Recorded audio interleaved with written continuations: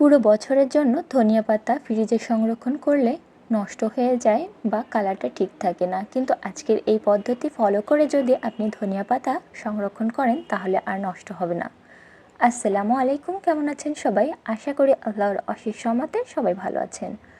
আজকে একটি বিশেষ টিপস শেয়ার করব যাতে করে আপনি দীর্ঘদিন যাবৎ ধনিয়া পাতা ফ্রিজে সংরক্ষণ করতে পারেন।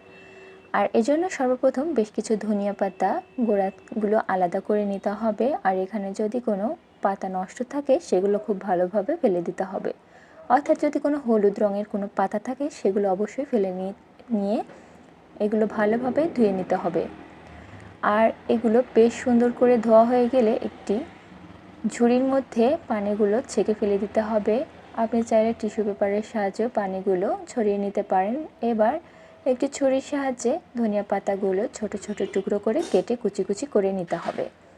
ধনিয়া পাতাগুলো সম্পূর্ণরূপে কুচি কুচি করে কাটা হয়ে গেলে, অর্থাৎ আপনার যে তরকারির মধ্যে আপনি ধনিয়া পাতাগুলো ব্যবহার করবেন তার উপযোগী করে কেটে নিতে হবে, যাতে পরবর্তীতে আর কাটা না লাগে।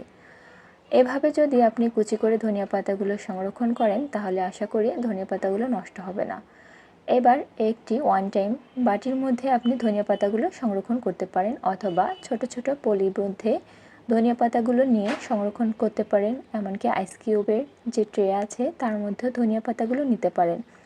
একটি তরকারি রান্না করতে ঠিক যতটুকু ধনিয়া পাতা প্রয়োজন হয় আপনি চাইলে সেই অল্প অল্প করেও পলির মধ্যে রাখতে পারেন, সেক্ষেত্রে ব্যবহার উপযোগী ভালো হয়। আমি একটি ওয়ান টাইম বাটির মধ্যে ধনিয়া পাতাগুলো সংরক্ষণ করছি। আপনারা চাইলে এই তিনটি উপায়ের মধ্যে যে কোনো একটি পদ্ধতি সবসময় এইভাবে ধনিয়া পাতাগুলো সংরক্ষণ করে থাকি। তাই তো আজকে টিপসটি ভালো লাগলে ভিডিওটি শেয়ার করতে ভুলবেন না। সবার কাছেই ভালো লাগবে, আর ভালো লাগলে অবশ্যই একবার হলে ট্রাই করে দেখতে পারেন এইভাবে ধনিয়া পাতাগুলো সংরক্ষণ করে। আশা করি সবার কাজে লাগবে এই ভিডিওটি। ভালো থাকবেন সবাই।